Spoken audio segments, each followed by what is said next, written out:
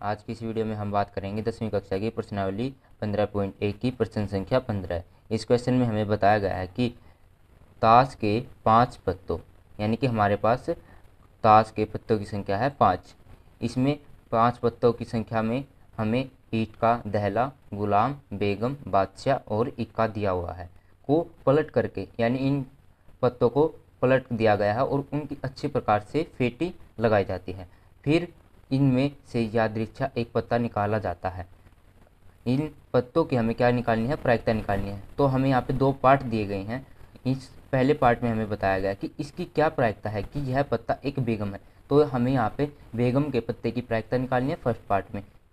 Second part में हमें बोला गया है कि यदि बेगम निकल जाती है, यानी कि जो हमारे पास 5 पत्ते थे उनमें से बेगम को अलग कर दिया जाता है, तो अब हमारे पास कुल पत्तों की संख्या 4 रह जाती है। तो उसे अलग रख दिया जाता है और एक अन्य पत्ता निकाला जाता है, यानी कि उन चारों पत्तों में से एक पत्ता निकाला जाता है।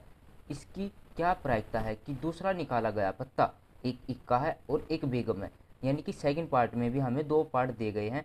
इसमें हमें पहले पार्ट में एक इक्के की प्रायिकता निकालनी है, जो हमारे पास कुल परिणाम बचे थे 4 उनमें से, और हमें एक बेगम की प्रायिकता निकालनी है। तो सबसे पहले हम यहाँ पे लिखेंगे कुल परिणामों की संख्या। कुल परिणामों की संख्या है हमारे पास 5। उसके बाद हम अपने फर्स्ट पार्ट को लेते हैं।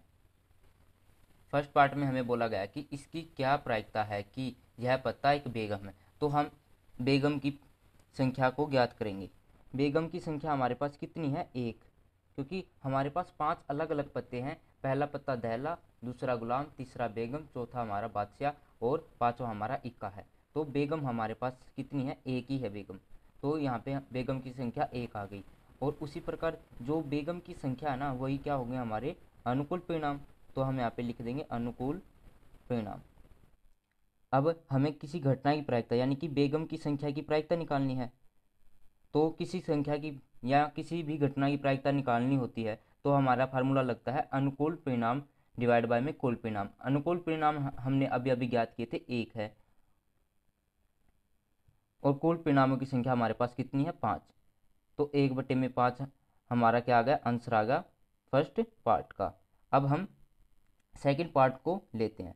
सेकंड पार्ट में कुल परिणामों की संख्या कितनी रह जाएगी हमारे पास, 4। तो यहाँ पे लिख लेंगे कुल परिणामों की संख्या। कुल परिणामों की संख्या हमारे पास कितनी रह गई, 4।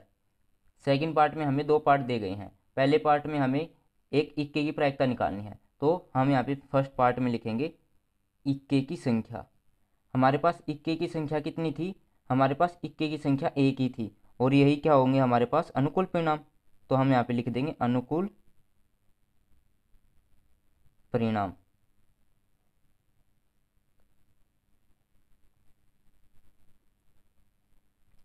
अब हमें इक्के की प्रायिकता निकालनी थी, तो प्रायिकता के लिए हमारा फार्मूला क्या लगता है, अनुकूल परिणाम डिवाइड बाय में कुल परिणाम। अनुकूल परिणाम हमने अभी अभी ज्ञात किए थे, 1 है, और कुल परिणाम हमने ज्ञात किए थे कि 4 हैं। तो 1/4 हमारे फर्स्ट पार्ट का क्या आ जाएगा, आंसर। अब हम अपने सेकंड पार्ट को लेते हैं। सेकंड पार्ट में भी कुल परिणामों की संख्या 4 ही रहेगी। सेकंड पार्ट में हमें बोला गया है कि हमें एक बेगम की प्रायिकता निकालनी है, लेकिन जो बेगम थी, हमारे पास कुल पत्तों की संख्या तो 5 थी, और उस बेगम को हमने क्या कर दिया था, अलग निकाल दिया था। तो बेगम की संख्या तो हमारे पास रही ही नहीं। तो हम यहाँ पे लिखेंगे बेगम की संख्या। बेगम की संख्या हमारे पास कितनी है, 0। यही क्या होंगे हमारे पास अनुकूल परिणाम।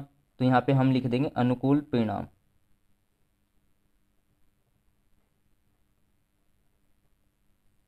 अनुकूल परिणामों की संख्या भी हमारे पास कितनी होगी, 0। तो किसी घटना की प्रायिकता निकालने के लिए हम जो सा फार्मूला यूज करते हैं वही फार्मूला यूज करेंगे। तो अनुकूल परिणामों की संख्या हमारे पास कितनी है, 0, और कुल परिणामों की संख्या हमने अभी अभी ज्ञात की थी, 4 है। 0/4 हमारा कितना आ गया, 0।